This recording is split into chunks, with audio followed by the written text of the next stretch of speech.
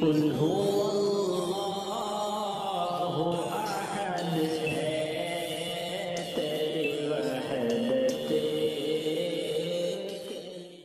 أعوذ بالله من الشيطان الرجيم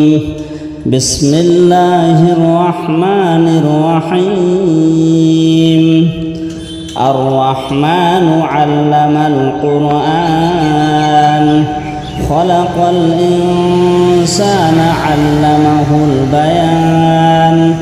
الشمس والقمر بحسبان والنجم والشجر يسجدان والسماء رفعها ووضع الميزان ألا تطغوا في الميزان وأقيموا الوزن بالقسط ولا تخسروا الميزان والأرض وضعها للأنام فيها فاكهة والنخل ذات الأكمام والحب ذو العصف والريحان فبأي آلاء ربكما تكذبان خلق الإنسان من صلصال كالفخار وخلق الجن من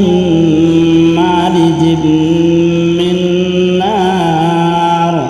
فبأي آلاء ربكما تكذبان رب المشرقين ورب المغربين فبأي آلاء ربكما تكذبان مرج البحرين يلتقيان بينهما برزخ لا يبغيان فبأي آلاء ربكما تكذبان يخرج منهما اللؤلؤ والمرجان فبأي آلاء ربكما تكذبان وله الجوار المنشآت في البحر كالأعلام فبأي آلاء ربكما تكذبان كل من عليها فان ويبقى وجه ربك ذو الجلال والإكرام فبأي آلاء ربكما تكذبان